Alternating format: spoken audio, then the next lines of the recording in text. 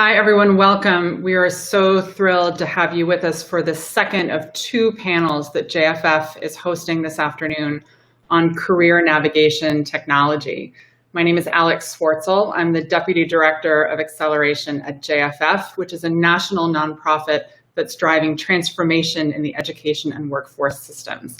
I get to help build and grow our Impact Accelerator at JFF Labs, which is expanding access to innovative technologies that have the potential to revolutionize how Americans live and work. As everyone knows, we're living through a moment of profound disruption in our economy that's created challenges for millions of working people to both support themselves and provide for their families. It's more important now than ever to connect people to opportunities for work and career, not just to help them earn a paycheck today, but to set them on a pathway to greater economic mobility and sustainability and security over the course of their entire working lives. However, as I'm sure you've all seen, and for those of you who were at the immediate previous panel on investment in career navigation technology have heard, career navigation is complicated in the best of times for those of us that are engaged in corporate or professional work environments, and for employers that are seeking to find the right workers to fill an ever-increasing demand for roles. For the millions of workers who are in entry-level frontline roles or what were called middle skill roles, and especially for people who lack a college degree, this landscape can be even more complex and challenging and burdensome when all of the responsibility falls on the worker to figure it out for themselves. We think that technology can fix that. And fortunately, we've seen change coming down the horizon. Today, JFF is releasing a new report entitled Career Navigation Technology 2020.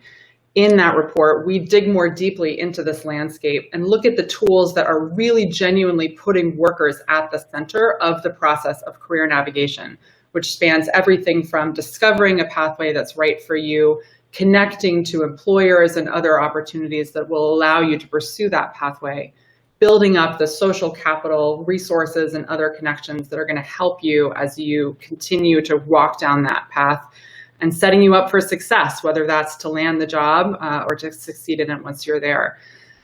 We are really thrilled to be joined this afternoon by the founders of three platforms that are truly leading the way when it comes to innovation in this space: JobCase, Mentor Spaces, and Steady. And I'm excited for you to hear more from each one of them in just a few minutes. But I hope you'll take a couple of minutes to check out the report released at jff.org at some point in the next couple of weeks or today, and to share it with your network and your own stakeholders. We hope that it's especially helpful for those of you in the investment community that are trying to get your arms around this space and figure out where are the places in the career navigation landscape that could use more investment and more resources to catalyze change today.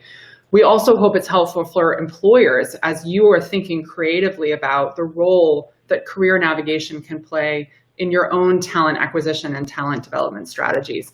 And maybe most importantly, for those of you out there that are looking for a job or trying to navigate this landscape yourself, these tools are designed for you, and we hope that they'll be helpful to you in your own pathway. We are very, very grateful to the Walmart Foundation for its generous support, which helped make this report possible. And we're also very grateful to Tyton Partners, a longtime friend and ally at JFF's, who have served as thought partners and supporters for us in co-sponsoring the scan that we released today. Today for this panel, I'm really pleased to turn it over in a minute to Josh Jarrett, the Executive Chair of SkillUp, who's leading our panel conversation. One of the trends that we feature in this market scan is the rise of new coalitions that bring together players from both the private, the nonprofit, and the public sectors to help connect workers, especially those who have been displaced by COVID. SkillUp, with Josh leads, is a really extraordinary example of those kinds of emerging partnerships. And JFF is very proud to be a founding member of the SkillUp Coalition. Josh, I know that you and our panelists have a really terrific conversation teed up for us today, so I'm going to turn it over to you. Thanks again for everybody for joining us, and Josh, take it away. Thanks so much, Alex. And thank you very much for this opportunity to share what is, I think, going to be a really exciting panel. The report is fantastic. If you haven't read it or had a chance to skim through it, you're going to be really impressed. And thanks very much for JFF for the great connective tissue that you're providing, as always. Let me introduce the three panelists here. We've got Fred Goff, our founder and CEO from Jobcase. We've got Adam Roseman, the co-founder and CEO of Steady. And we have Chris Motley, the founder and CEO of Mentor Spaces. So one of the nice things of doing it virtually, everybody's got their name written right under them, and we don't have to wear name tags. It's a great opportunity to really showcase the work that is happening in each of these organizations, because it also represents, I think, a whole cadre of innovators that are filling into this space. So I'm going to get us jumping in real quick. And we're going to do something slightly different as we ask each of the CEOs here to explain what their app does. We want to ask them to tell the story of their solution through the eyes of a user. Okay, tell us the user story. Who is it that you aim to serve? What challenges do they have? What is their experience as they interact with your services? And how does that accelerate their career? We think this will help both bring the people into the room that we're trying to support with these career navigation tools, and showcase how these solutions are able to help add value. So I'm going to go in the order that I introduced folks. So we'll start with Fred, and then we'll go around the room. Love to hear the story of one of your users and the impact that they had. I appreciate that, Josh. So I'm thinking about one of our job casers, as we call them, Debbie, who had some experience in retail, frontline retail, cashier and like that, and had left to be a mom and was now in the position of back to work mom, trying to come back to the marketplace. So she is on Jobcase doing some searches, but for a lot of folks that are in what Own It codes, zone 1 through 3. What to put in the search box is a question, right? So she would have received career alerts from us, and she was getting career alerts that include being a truck driver. And she came back to Jobcase, which is a social media platform, what press calls us kind of a complement to LinkedIn, and started questioning in the community, why is she getting truck driver jobs? She's never done that. And the community started responding. They started talking about the path of truck driving, and then we start to talk to her about what that's like. And she discovered that a CDL was a license that truck companies would pay for. And in fact, if you flash forward, she pursued that and she became a truck driver. It gave her 45, 50 grand base salary when you have a CDL license, a basic start, plus benefits, and starts her on a path to this better tomorrow. So what happened there? We're helping job casers get to that better tomorrow, that next step. We're a social platform that's harnessing a lot of ML behind the scenes that identified what job is relevant to her.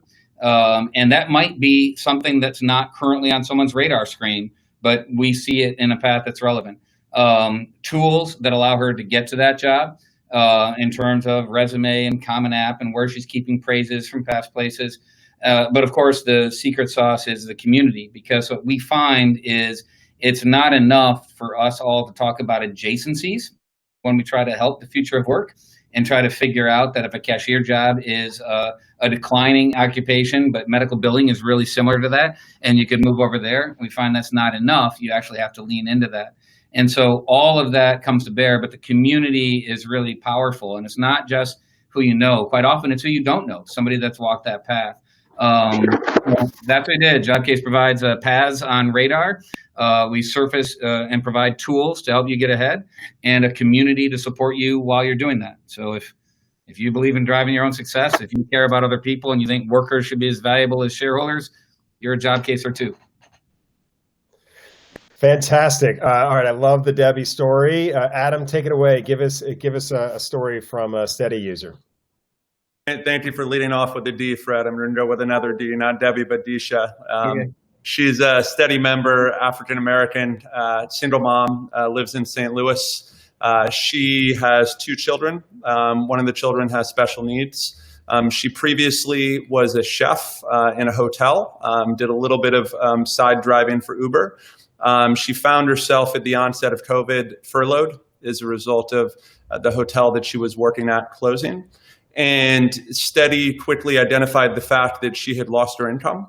Core to our platform is a focus on understanding financial and income data of our members through connectivity into their financial accounts. So we saw that she was working in a job that had substantial impact from COVID-19, and we sent her a prompt, had her fill out a quick 5-question survey to confirm her income loss, sent her an $840 cash grant as a result of this income loss, and then put in front of her a number of work opportunities that utilize similar skills to what she had likely obtained through her chef and Uber roles over the course of the last several years, based on mapping the earnings data to other individuals that had jobs that were in similar skill set functions, and she was able to uncover a couple of new opportunities for her.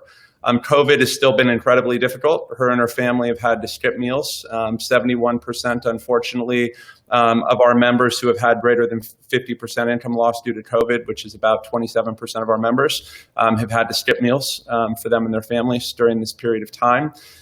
She was one of 34% of our members who received emergency cash grants who had those substantial income loss scenarios. Some of those grants came from us. Some of those came from partners who we directed them to.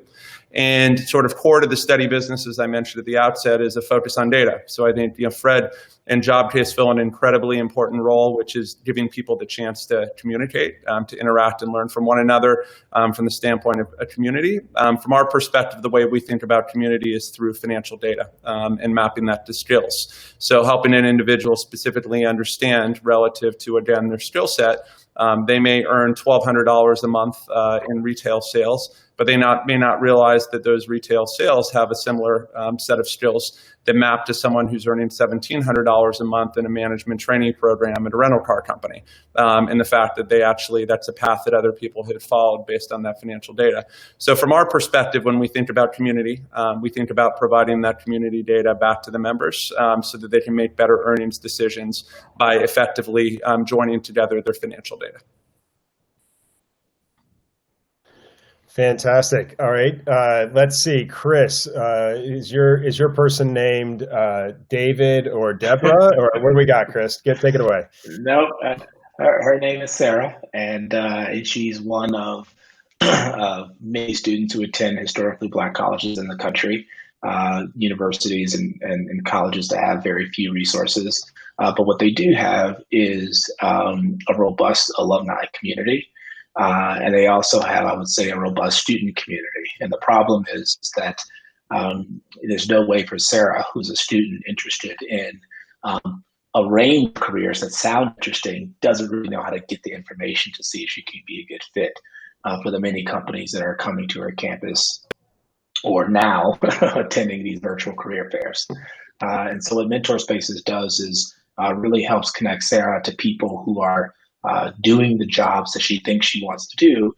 It really creates a group mentorship environment where Sarah and 15 of her friends could learn about what it's like to be a social media marketer or a mobile designer in a way that's very similar to what Fred mentioned in terms of learning from the experience of others, but really facilitating mentorship relationships between the alumni of Sarah's institution and her friends in groups. What we found is that by organizing groups or spaces along the lines of career paths or skills that people may want to develop, it really helps to address the key pain point that we realized from our research, which is, Sarah and her peers really lack confidence. And there's lots of reasons that sort of drive that lack of confidence. But one of the reasons is what we like to call a network gap, simply by not knowing people, as Fred mentioned in the top of the question, who possess careers currently who can speak with authority. That really leaves Sarah thinking that her options are far fewer than they actually are. So in this group mentorship environment that's really organized by asynchronous questions and answers, Sarah and her colleagues and peers can ask questions that can be answered by the social capital and the knowledge that's possessed in her own network, or alums who attended that institution who, again, are doing the actual jobs that Sarah may aspire to have. The benefit there is that Sarah closes that network gap by seeing someone who looks like her, which is part of the part of building confidence. Someone who looks like her, who's doing the job, and really can get those questions answered, helps for preparation. So when Sarah does attend that virtual career fair, she's able to execute that interview because she's heard from someone on the inside, and quite honestly, has already started the process for getting sponsorship in that company. So Sarah today is actually an employee of one of our customers. And again, it would have never happened, not only knowing about the opportunity, but being able to execute that opportunity if it weren't for consistent communication with people who are actually doing the job that improves that confidence and sort of builds their social capital. Fantastic. I think we're going to talk a lot more about community and relationships and how to scale those up. Let's start with a almost more foundational question and talk about data and information, right? A lot of career navigation is about connecting to information, and job seekers don't have it. It creates that lack of confidence, lack of awareness. But ONET's been around for, decades. And so what's different now, right? How do you all use data and technology in new ways? And what has changed to allow us to move beyond, plug in your ONET code and your KSAs and, get a laundry list of jobs? What's new and different? Let's mix it up. We'll go Adam, Chris, Fred to be different this time. Sounds good. Appreciate it, Josh. So as I alluded to before, our secret sauce is really the financial data, the earnings data of our members, and mapping that earnings data against work type, mapping that work type back to the skills that associate with that work type, and then effectively assigning a value to those skills, right? So the way that our data engine works is it looks at an individual, and obviously, for purposes of this discussion, a lot of this was pre-COVID, right? In the instance of the use case today, many of our members are just simply trying to find any work and survive and thrive. But in an environment that's closer to a fully employed from the standpoint of everyone having a single job, but still heavy underemployment environment as we were in pre-COVID, the use case was predominantly utilizing the data from the standpoint of, again, taking an individual who may not understand how their skills can be transferred to other forms of work, but then applying an overlay to that that's based on real earnings data of other members of our community. We have about 2.2 million members of our community today. Every member that joins makes our data much more powerful than the previous one by enabling us to be able to map that earnings transaction stream back to an employer, tie that employer back to the work type that's appropriate for that individual by prompting them and then assigning a value to skills. So we like to call sort of this integration of financial data and skills data our income optimization engine, and we derive a variety of different financial insights out of that. Right now, we're serving it back to our members through predominantly push notifications and in-app notifications that give them visibility and transparency on how other people in our community with similar skills are earning better than them, and what jobs are available that would align with that higher level of earnings. As we carry forward into Q4 and beyond, that will then be embedded into our product so that an individual will then be able to see that every time that they open the app. They'll be prompted every time they either have a shortfall in an earnings goal, which is core to our system as well in terms of actually setting an earnings goal for a period, which we help the member with, which doesn't necessarily just align with the amount of expenses that they need to cover. That's generally a baseline. But for us, it's also prompting the individual to engage in more productive financial habits like savings and ensuring that they have a safety net and starting to build for retirement. So helping them set a goal that we believe is achievable, right? All based on that again, mapping skills back to earnings data and effectively coming up with an understanding from Steady's perspective on what this individual could expect to earn in today's market. So can I ask a couple quick follow-up questions? One, so you're making an inference from the jobs that they have or have had. What are the skills? And so can you share a little bit more kind of what's mechanically underneath there? Yeah. And then secondly, what's the value proposition to get me to sign up to this? Are you telling me, like, I'm giving you access to my banking information, I'm giving up a lot, and so how do you convince me that that's worth doing? Yeah, so I'll answer them both. So first off, in terms of the inference, what we see is a transaction in an individual's bank account, right? And part of what's proprietary to us is that we map that transaction stream back to an employer, right? That data is not clean today. There's a system that's called Plaid, another one that's called Yodlee, that provides for clean streams specifically on the spend side of the equation. A lot of PFMs, whether it be Mint or others, clean its expense side of the ledger and are able to provide you with that data. But there's no one who cleans the income side, right? Tying that stream back to what employer does this come from, right? Once we get that employer, we're able to bounce that employer off of a number of different databases and understand what industry that's in.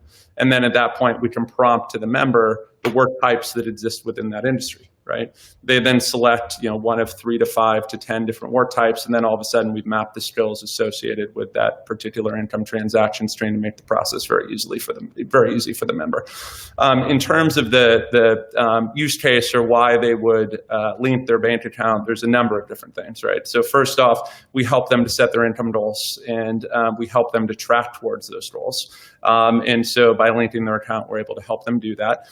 We also parse apart those income streams and let them know which ones are performing well, which aren't, given that the typical steady member has about 2.5 different sources of income per month, and a lot of those are highly volatile. They don't necessarily have a 3 to 6 month look back on how all of those have performed versus one another on a historical basis, so that we can help them make better decisions. And then we have a variety of financial tools like our cash grant program, right, where if you don't link your account, you can't qualify because we can't see you've had an income loss. And we also can't prompt you with other things, like if we see that you have overdraft fees on a bank account, we'll prompt you for a free checking account, right, so that you eliminate those fees and other habits that we believe are financially healthy to hopefully lower the income requirement of that individual by mitigating some of those expenses at the same time. Great. Yeah, thank you for letting me geek out a little bit underneath the hood. Chris, help us understand how data and information has evolved in the last few years and how you're using it to power the work you do. Yeah, I mean, I think data and information has evolved because it's more available. But at the end of the day, I think it's still hard to make it sort of useful for the user. And so we think of data more as the outcome of our work, not necessarily as a necessary condition. And to, you asked part of your question earlier was sort of what changed. I think a big thing of what's changed is sort of the current environment with COVID. And I think it's particularly in terms of enhancing the disparities that exist. And it's doing it in such a way where I think people are now aware of their disparities. I grew up in the South Side of Chicago, and when you grow up around a lot of other poor people, you don't actually know you're poor. It's only when you start seeing people who have a lot more than you that you start realizing that you're different. And if you're unhappy or there's stressors in your life, then it becomes an issue. And I think that what's happening now is a lot of people may not have thought they were very disadvantaged. And they look at this environment being isolated in their homes and they realize that they are. And the reason why it connects to data, because it gives the user in a user experience a reason to share more with you. And because they realize that the only way that they're going to improve their lot in life, whether it's, as Adam was saying, increase their income, for example, or as Fred mentioned earlier, trying to understand the relevance of being a cashier to being a truck driver. It's a reason to engage with products and services. And I think that the combination of COVID and sort of all the outcomes of that has just accelerated the adoption of technology in a way where it's more normal. So people almost are faced with, I don't have a choice but to share information, so long as I understand how it enhances sort of my life and my goals. And I think you can do a lot of things with that, but it doesn't substitute from what my colleague Fred mentioned, from a community experience. Because really, I used to have this perspective that I had to connect all these databases and get all the, build taxonomies, and we did all of that stuff. And then it didn't work because we didn't really focus on the true pain point of the user. And the other thing I would say is that sometimes the information is just within the experiences of other people, which is why community is so important. And the databases are not as important, right? And so we focus a lot. I say that to say that we focus a lot on the community and what really drives the community, because that typically is a prerequisite for all the data that you can possibly capture to improve the user experience. Great. And I want to come back in a minute and talk a little bit around that interplay between community versus data and skills versus relationships. But Fred, let's dive into the role that data plays. You've spent your life looking at data and analyzing and coming up with a powerful new analytics against data, and you also have a system that's got a lot of community in it. So talk a little bit around how that's evolved and how that powers the work you do. Sure. It's interesting. I've been working with machine learning scientists or data science for 20 years. I started in the hedge fund space and then repairing my karma by being over here and empowering workers now. But when I hear that question, Josh, the first thing that came to mind is what we don't talk about now is the power of ML and AI has been enough for quite a while for the signal to noise ratio in a lot of places that we're all focused on.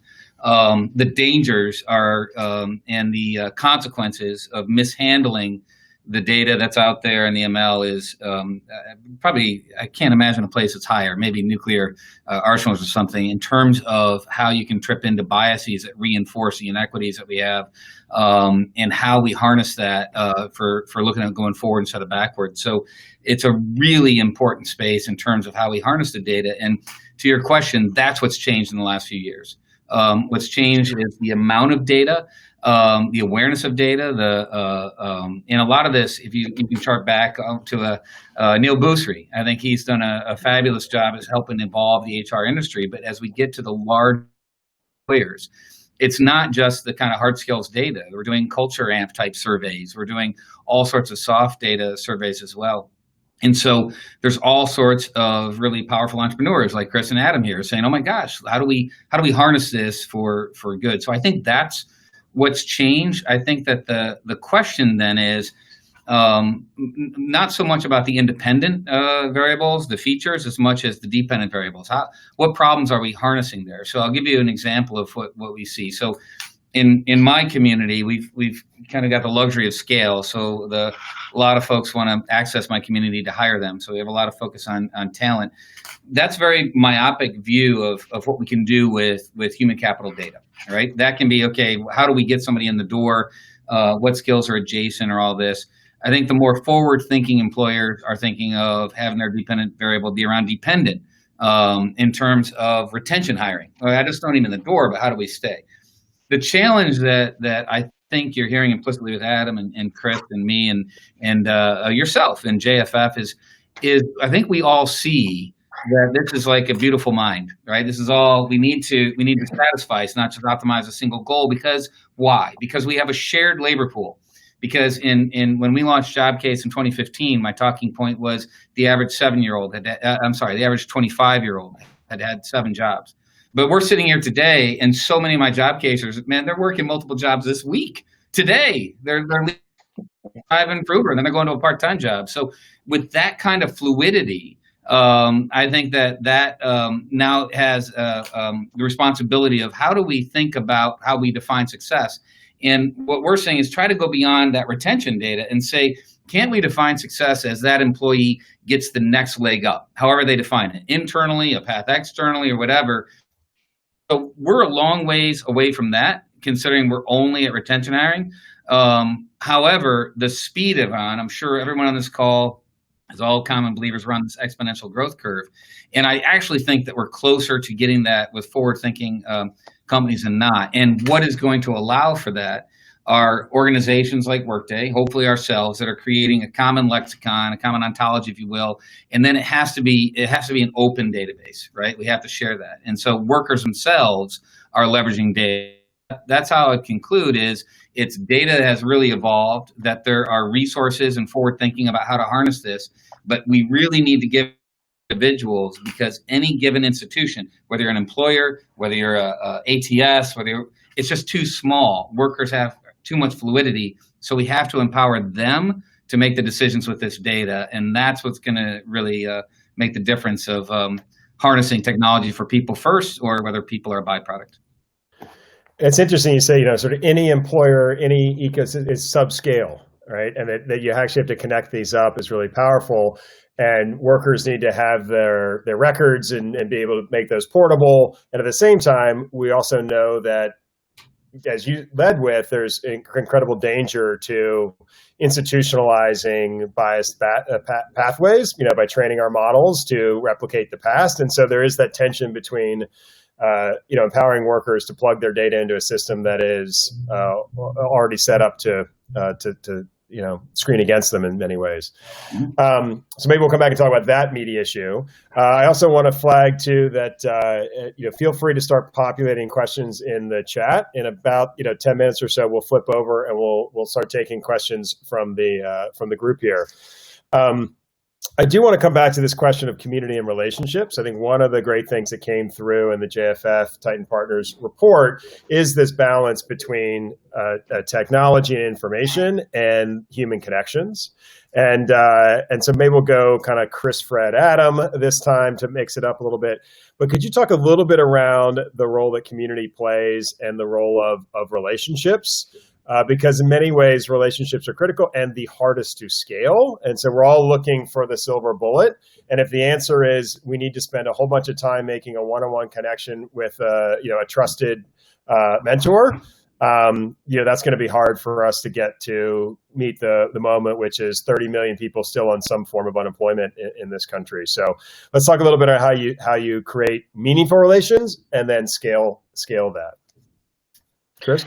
Yeah, that's a great question, and I think that for us and sort of our vision of the world is sort of what would precede meaningful one-on-one relationship, and for us, and we talk about mentorship and thinking about mentorship a little bit differently, and reimagining like the model of mentorship. It's like, well, if someone can speak with authority on a particular skill set or a particular company or a particular role, and people who have interest, even if it's just a little interest, tend to have the same type of questions, creating a community with this purpose of getting insight from the insiders to move your career forward would precede a more sort of organic one-on-one relationship.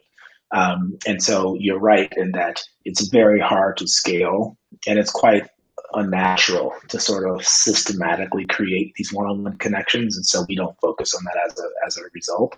But you can sort of create the right environment that would sort of precede a one-on-one relationship. So to use a very kind of crude example, if you're interested in sort of and open to dating people, you go to the bar. The bar precedes sort of meeting someone that can turn into a marriage, what have you. And so we think that kind of using that same sort of construct, the same is true of conferences, right? It sort of provides, at least historically in a physical space and now in a virtual one, these serendipitous collisions that you can then build from. So that's where we spend most of our time. I will say that when we had a product in the market and we realized we were getting very little sort of engagement, and we started talking to our users to figure out what was going wrong, basically everything that they told us went back to, I want someone to talk to.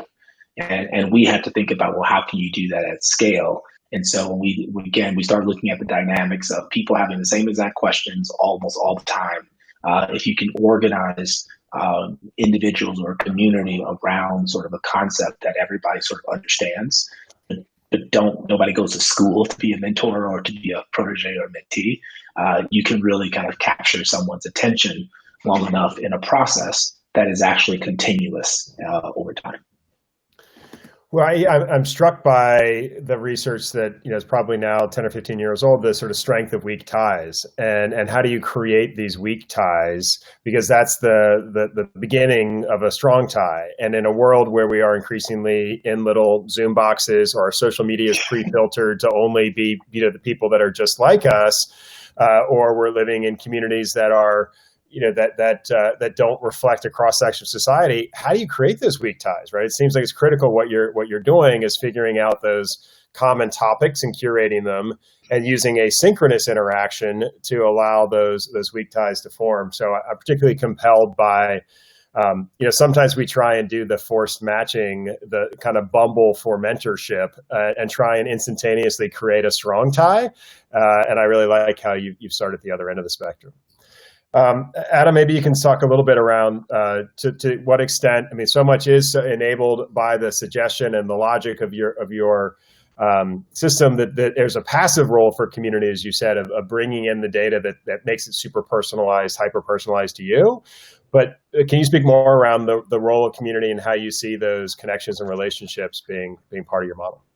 Yeah, I think from the standpoint of how Fred and Chris are tackling it, I think it's absolutely critical, but it's just simply not part of our business model, right, in terms of us facilitating that discussion between individuals, given that our business is predominantly focused on really harnessing that earnings data and providing the individual with guidance, not just today, but as we carry forward into next year, start giving people clarity around additional skills, experience that they can obtain to help them effectively move into what are effectively new lookalike audiences of individuals with similar skills, right, that are earning at a higher level than they're earning today.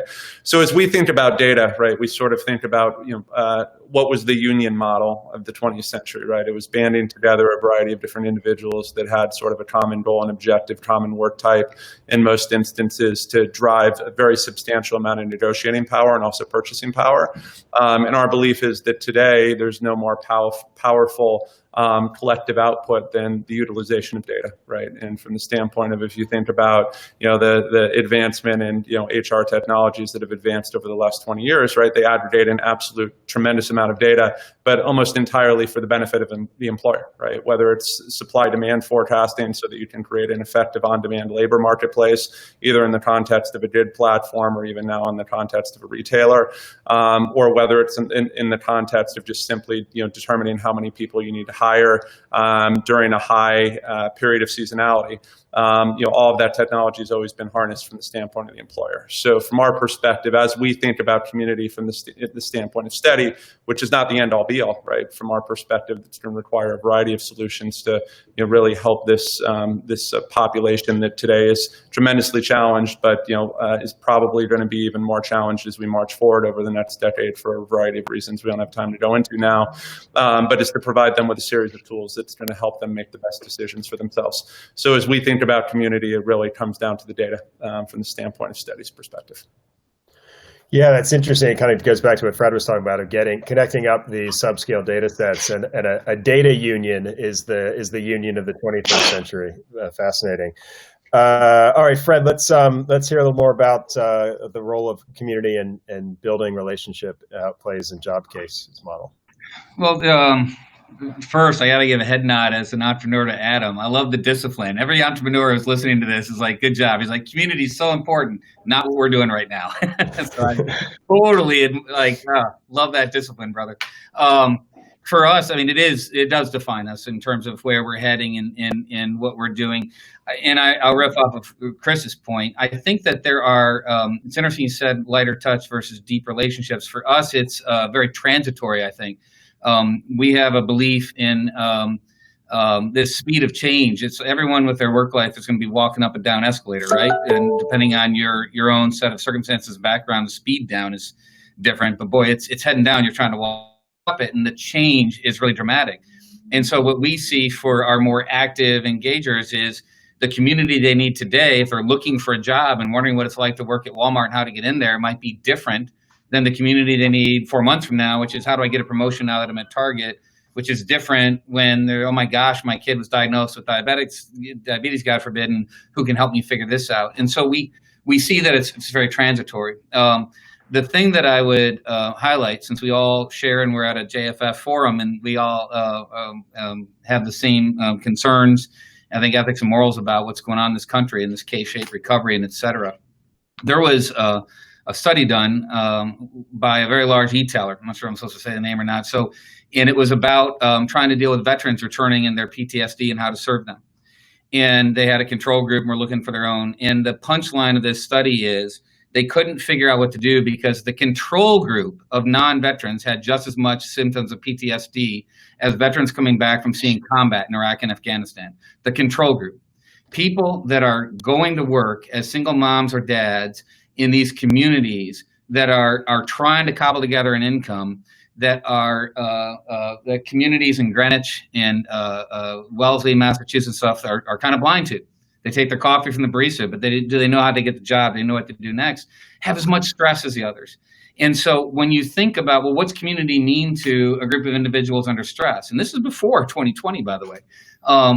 It becomes very deep, very transitory, right? I need this now, and it's a very strong community. So we see things like we had a fellow named Jesse who was an Iraq veteran, and he said he hadn't felt this kind of camaraderie since his days in the Army. And that really hit all of us. That's how deep people feel about what's going on in their work life, right? Not about my platform, but he was connecting to other people that are on my platform and how they had the right thing to say to him at the right time to keep him going. I think it's critically important, Josh. I think that the difference between saying you can be a medical billing specialist and saying you can be a medical billing specialist, my cousin did this, you can do it too, is the secret sauce that kind of people need as we move forward. And so I think that's critically important. So I think that it's transitory. I think it moves around, at least for a lot of folks. We always thought that. I mean, the difference when we formed JobCase, we had a vision of, okay, what's different with us in LinkedIn? I think JobCase is a little bit more self-improvement than self-promotion. And we think it's more about community than first-degree networking. So we were as much informed by Reddit and Quora as we were Facebook and LinkedIn. It's about, can we build a place where people who don't know each other help each other as well? And I think that is critically important because as we get better and better harnessing data, harnessing machine learning, as Adam just kicks butt, growing steady and how they get financial data to figure out what's on your heat map as an individual. What are all the things we can put on your radar of what you can do? Just having that on there isn't enough. We've got to close the loop with, and these people did it too. They'll convince you or support you in how you do that. So I think it's critical, but it's different, and it's light, and it changes from time to time. We shouldn't think about building some tribe that never changes. Can you say just a little bit more that's powerful around how you then form these transitory communities? I understood from Chris saying, I'm going to get people who've had shared backgrounds, have a mentor who's a little bit ahead of them, flag something like I'm interested in chemical, jobs in the chemical engineering, and who can help me kind of learn through that. How do you create these communities and have them ebb and flow within JobCase without getting too lost in the weeds? Well, I'll tell you where we've had success and where we're leaning in. And when we have wild success, then everybody that's listening will say, of course we know JobCase, and it won't be something they're looking at on the side. Where we've had success is, from the beginning, when we formed JobCase in 2014-15, one of the core thesis was, how do we help workers? Like, we were focused on these inequities and how individual people aren't empowered. And there was a core thesis. How do we democratize big data? How can we take machine learning scientists and CSAIL at MIT, and how can we harness that on behalf of an individual, not just companies who want to mine the crap out of data, right? And how can we make the individual the customer? And so where we have a lot of success is, look, it's pretty simple linguistic heuristics that figure out what a seed comment is.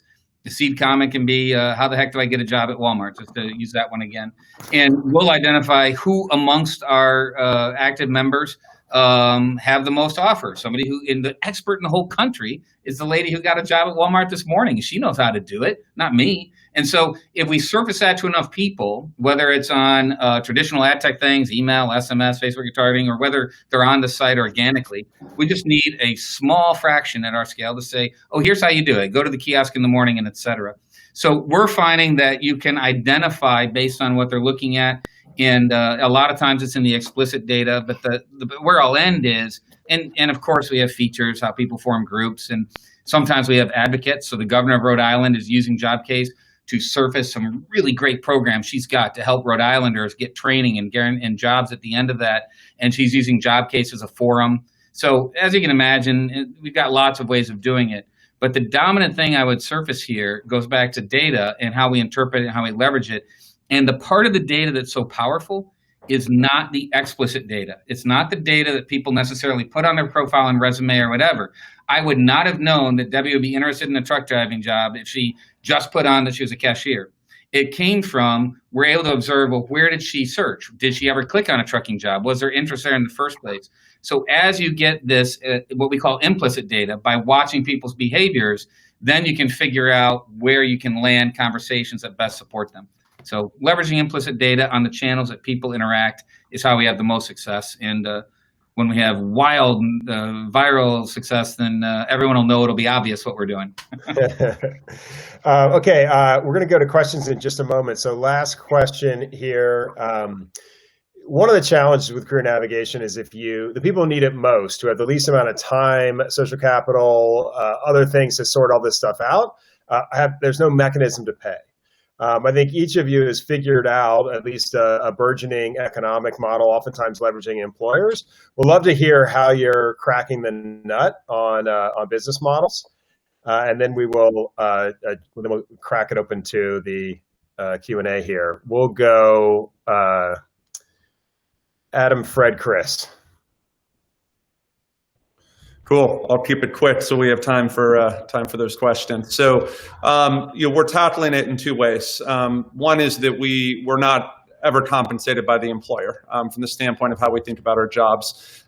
We're compensated today predominantly by financial services and benefits companies. So based on the financial data that we see, we're able to keep our recommendations from the standpoint of jobs unbiased. And we're able to monetize the other side of the equation based on the data that we obtain from the individuals to help them get into financial services and benefits products that are better than they would have been in today, right? So they've got to be only more financially healthy than what they have today.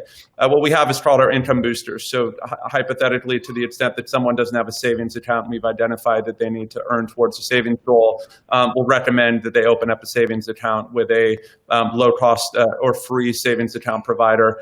We'll get a fee from them, and then we share that back with our member through what we call an income booster, typically about 50-50, given that we know that the use case of the reason why they're on steady in the first place is they need more money. So we help them get more financially healthy, get them that quick little income boost while they're searching for work that's going to hopefully create a more meaningful solution to their challenge. The second piece for us now is we roll out our more sort of advanced financial insights in our recommendation engine is a subscription product. And so you'll see that in Q4 that's positioned very much like an association membership with an income guarantee attached to it. Just given the fact that we measure our impact on every single one of our members, we can map back what did we curate to them, what did they click on, what did they apply for, and then how did that impact their income based on closing the loop back into their bank account thereafter in terms of what did those earnings look like after that recommendation. And so for us, attaching an income guarantee to that, which will ensure that they're generating a very substantial ROI on the membership fee that they paid, and at the same time allowing us to keep our models unbiased from the standpoint of receiving compensation from the employer. Fascinating. All right, Fred, and then Chris. So our business model is pretty simple at its core. We grow a membership, we increase the percent that are active and engaged, and then we can monetize access to that community. We don't think of ourselves as a talent marketplace. Talent acquisition is just one way that people want to access and serve our community. There's probably things in the future about financial services, education and training, and et cetera, but we started with talent acquisition. So it's about 75% of our revenue comes from employers that are trying to access our members either direct or via a third-party entity they're trying to get to our members. We do not sell data without our members knowing it. We've never done that. That's an important differentiator, I think, when you're trying to build a social media model. And our view has always been, as we get to scale, what we think is powerful in the model is kind of a micro-macro. At a micro level, we just got to help somebody get that next step up, right? Whether it's a promotion, a new job, whatever. We do that at scale, we get volume, right? What do we do with that volume? We think there's a responsibility to advocate into the boardrooms. We think we can actually help rebalance capitalism by using capitalism. And so when Adam was talking about unions having purchasing power, we think that's the productive part. We want to be a positive influence, right? So this isn't a brick through the window thing, but last February, Delta had a windfall bonus to all of their employees, right? Now, this is 5 months after the Business Roundtable says that it's stakeholder capitalism, not shareholder. And with respect to our friends at JP Morgan, they didn't practice it. They did a $40 billion shareholder buyback. They could have taken $8 billion and done a windfall bonus to their own employees and still had $32 billion for their shareholders. We're not saying the whole thing. What did Delta do? They did a windfall bonus. And so what we did is we had a promotional campaign to job casers nationwide. And were we saying work for Delta? No. Was Delta a client of ours to do this? No. What we said was fly Delta. Delta treats workers well. And so the concept that we have is we can empower workers individually, and we can support the employers that want to empower workers too, and watch capitalism do its trick, because profits will go up, they'll succeed, and their competitors will say, wow, we have to treat workers better as well. So this is about success through addition. But as far as the core business model, we feel that working with employers that have services and jobs for our members, that's aligned with our members' values. So that's our business model. Great. Chris. So I'll be super quick. Exactly the same thing Fred said. I'll add one other component to it, though. I mean, we have a subscription business very similar to how Fred articulated it, but I would say the additional value proposition that we offer, because it's all focused on mentorship, is increased employee engagement. And going back to the retention point that was brought up earlier, we tend to work with the employee resource groups at companies who come onto mentor spaces to serve as mentors. And ultimately, what I think part of our secret sauce is that everybody wants to be identified as being helpful to others. It's an identity thing, and so as folks, if our value proposition to the mentors is helping to scale their impact and give them those feedback loops that their perspective is actually helpful, it really creates a sense of belonging for all the members or all the employees at a particular client company who's serving as mentors on the platform. And so one of the things that's most exciting about our work is that every time we go in with a prospect, and then we started working on building these external pipelines to the organization via mentorship, the question always is, can we leverage this internally? And what we realized is that the legacy sort of mentor platforms were all built with an assumption that people are going into an office every single day. Even though it's technology, it's amazing how you build technology based on the kind of status quo or the current environment. So we see a huge opportunity when we get 4x more revenues by facilitating internal mentorship, which allows us to kind of increase our impact in building the external pipelines to organizations. That's great. So, this is a fantastic conversation, and I'm learning so much about your models. And also, I think it picks up on one of the questions that came in. Let's see who it was from here. I think Catherine Voss-Plaxton around, I'm most interested in how systems like this get effectively promoted to an overloaded and potentially disconnected population of clients. I'm learning so much. I'm thinking of all the people that I know out there that could benefit from these. How do you reach them? They are the most time-starved people on the planet. How do you get in front of them? What's working? What do we need to do more of? Whoever wants to take that. So repeat the question one more time. Just the last part of it, Josh. How do you actually reach potentially disconnected populations of clients? These are great services. How do they know that you exist, and how do you find them and let them know?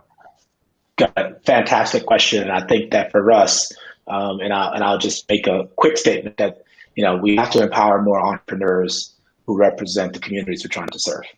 Because what happens is that when you grow up as an African-American male in Southside Chicago, you actually realize that it's the ecosystem that already exists. So for us, put the schools aside for a second, there are national nonprofit organizations like Inroads, like NSBE, like National Black MBA Association. And every Black person, if you say all these acronyms, they don't know what it is. And the problem with these organizations is that technology is not a core competency. They're not funded for it.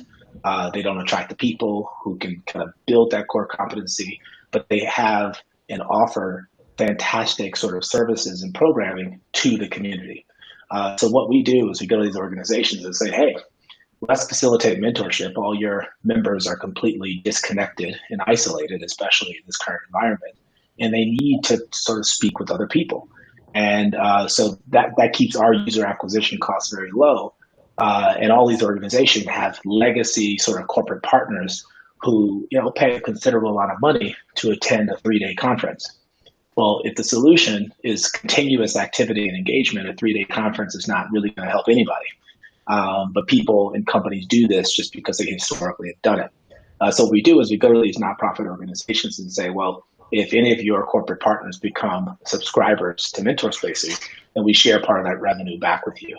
We were really inspired by the entrepreneurs who built, 2U as an example. And I think Noodle is another example of saying, we're unlocking, additional revenue in that case to universities to offer online courses. Well, then, we should be compensated for some of the value we're helping to create. And so the point is that there's an ecosystem that already exists. And you have to be able to have a value proposition to those ecosystem players to aggregate them in a way where it's a win-win all around. And so that's how we sort of increase our visibility in a way that allows us to operate pretty efficiently.